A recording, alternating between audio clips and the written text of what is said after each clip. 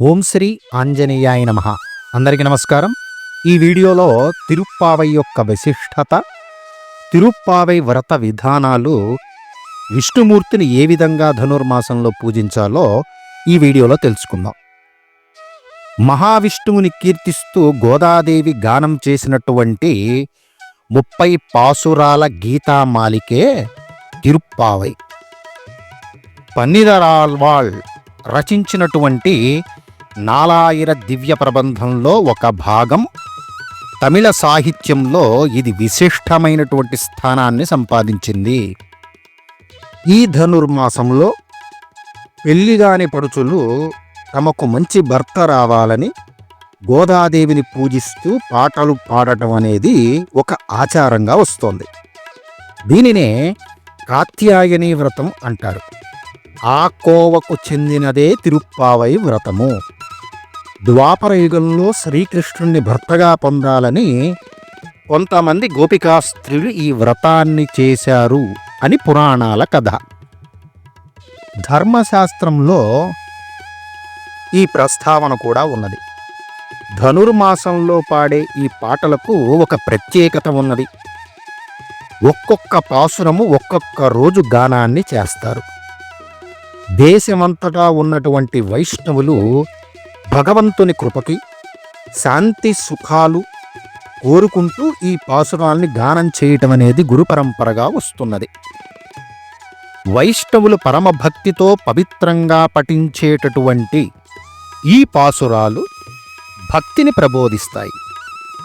గోదాదేవి విష్ణుచిత్తుడు అనే ఆయనకి తన పూల తోటలో తులసి చెట్టు వద్ద దొరికింది. ఆమెను ఆయన పెంచి పెద్ద చేశాడు. కాలక్రమంగా ఆమె శ్రీ రంగనాథుని పట్ల భక్తి పెంచుకుని వివాహం చేసుకుంటానని పట్టుబట్టడంతో ఇలాంటివి అసంభవం అని భావించాడు విష్ణుచిత్తుడు. కానీ గోదాదేవి భక్తి ఫలించి రంగనాథుడు స్వప్నంలో గోదాదేవిని వధువుగా అలంకరించి తీసుకురమ్మని పెద్దలకు చెప్పాడట. అలా అందరూ చూస్తుండగా ఆమె స్వామివారిలో లీనమైపోయింది అని కథ ఉన్నది.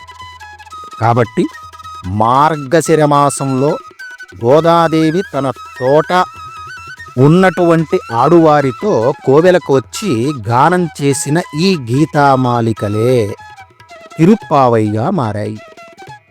తిరు అనగా మంగళవాచకము, పావై అనగా వ్రతము. తిరుప్పావై మంగళకరమైనటువంటి వ్రతము. ఈ వ్రతాన్ని వైష్ణవులు మార్గశీర్ష వ్రతమని, ధనుర్మాస వ్రతమని అంటూ ఉంటారు.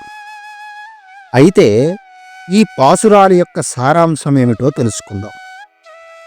మొట్టమొదటి 5 పాసురాలు తిరుప్పావై యొక్క ముఖ్య ఉద్దేశాన్ని తెలియజేస్తున్నాయి.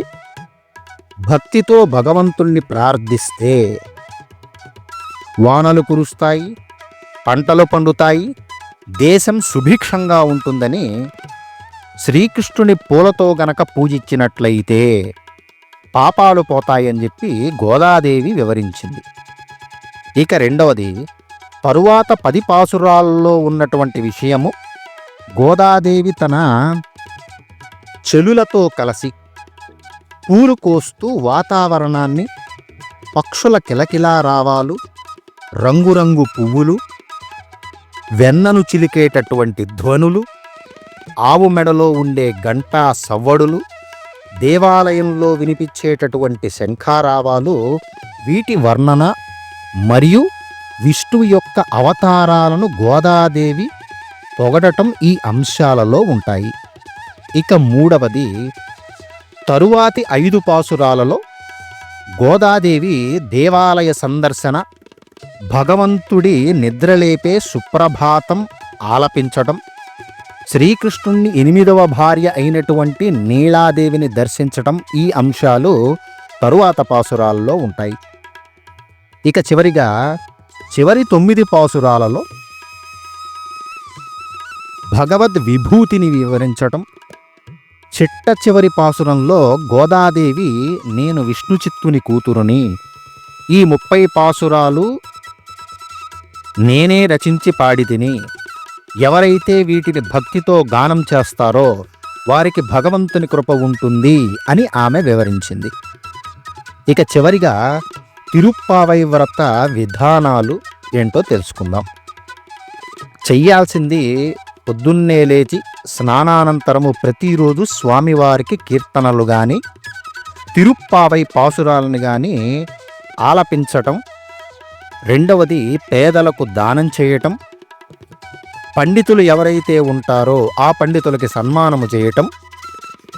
ఆండాల వారికి ఇష్టమైనటువంటి పుష్ప కైంకర్యం చేయాలి.